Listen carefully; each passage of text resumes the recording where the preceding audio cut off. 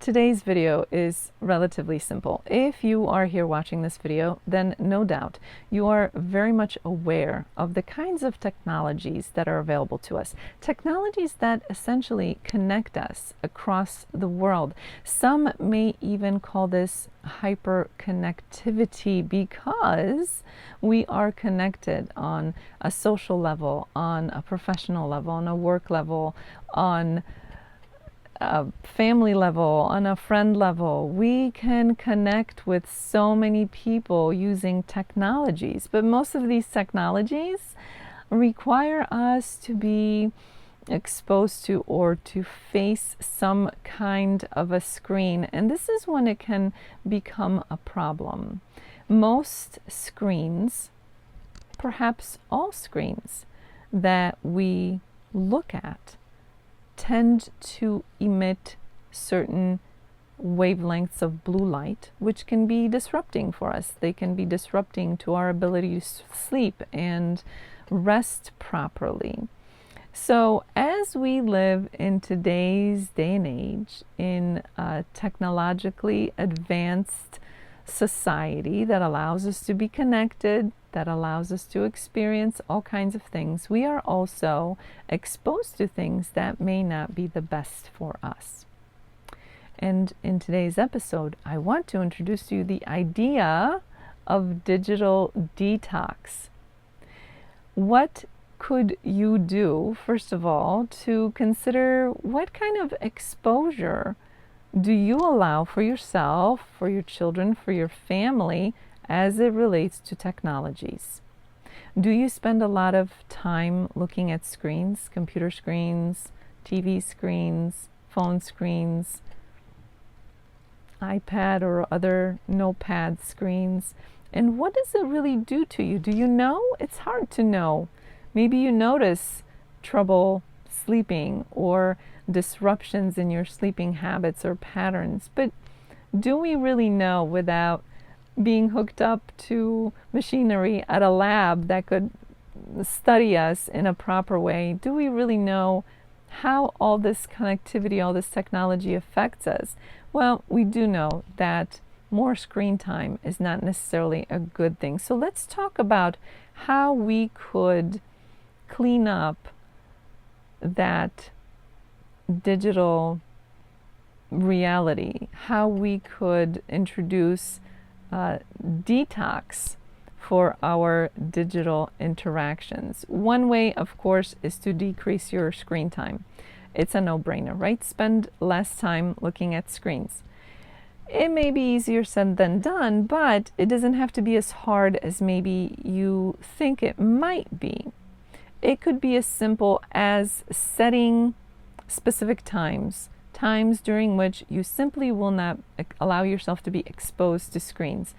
So maybe you don't start looking at screens until a certain specific hour in the morning for the day, and then end looking at screens at a specific hour in the evening, so that therefore you have a certain number of hours in between when you officially start and officially stop looking at screens, and that allows you to begin to detoxify from this exposure of technology that, yes, it can be great on one hand, but it can also lead to issues and really leave us in this world of hyperconnectivity, which really may or may not be all that great for us. Chances are it does come with some detriments and side effects.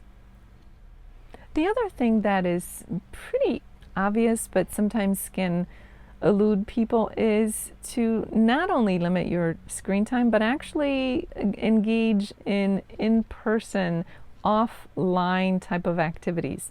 It's a lot easier to pick up your phone or pick up your tablet or get back to your computer and start that screen time again, when in reality you were supposed to be detoxing from it and taking a break, if you have nothing else to do. But if you actually schedule time to do things offline, things to do with people, real people in person, then it's going to make it a little bit easier for you, leaving the screen behind, turning off your phone or silencing your phone and not checking it every 5 minutes, not looking at it all the time.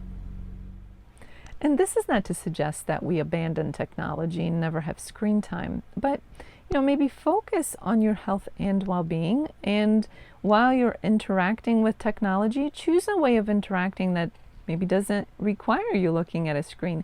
Maybe it's a listening experience instead. Maybe you play some music. Maybe you choose some sounds or an app or some other technology that allows you to practice meditation or mindfulness or listen to nature sounds. So again, we're not looking to get rid of technology. We're not looking to vilify it altogether. We're simply looking to detox from overexposure. If you're looking at screens all the time, put some limits on it.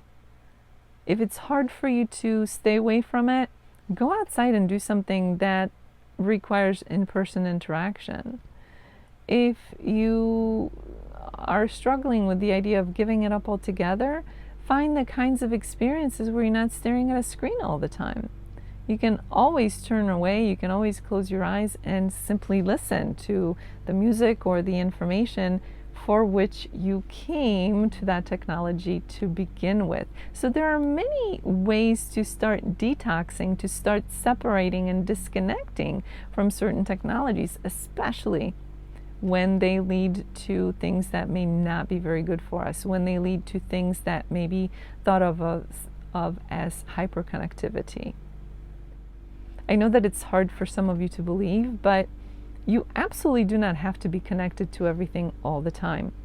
That's not a normal human experience, right? That only comes with our ability to use technology, our connectedness to technology. But in real life, when you are living a technology-free moment, you are not looking or required or able to be connected to the world and what's going on with news and social media and everything else. So embrace that your existence can absolutely happen without being overly exposed to technology and specifically screens. One of the interesting things when it comes to digital interactions and technologies is the effects or its relationship with stress. Whether or not you realize it, being connected on a hyperconnectivity level and being exposed to blue light of screens and constant download of information from technologies of various kinds can be very stressful. So this is why a digital detox can be extremely helpful on lowering your levels of stress. Now, having said that, I will say this. When you initially attempt to restrict or decrease the amount of exposure that you allow yourself to technologies, you may find yourself having certain withdrawal symptoms. You may find yourself being a little more stressed out, but that goes away. That is temporary. But if you don't reel it in, if you don't pay attention to how much exposure you're allowing yourself every day, and if you don't manage that, then you continue to be more and more exposed to stressors that come with technology and this hyper connectivity, this being connected with everything and everybody all the time. That stress will only continue to increase.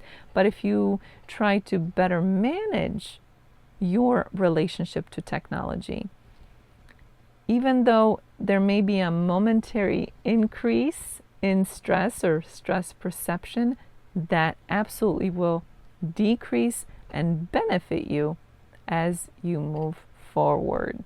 So think about that. Think about how you can, one, to start with, assess where you are in terms of technology and your exposure to it, how hyper-connected you may be to anything and everything around you, and how you can better manage those connections, how you can decrease that time when you are connected, when you are on, when you are available, and focus on offline activities and in-person interactions as a remedy for reaching a better balance and, as a result, a more managed life in terms of stress and how you can effectively manage that stress. If you'd like to learn more about a comprehensive approach to stress management, check out the link below.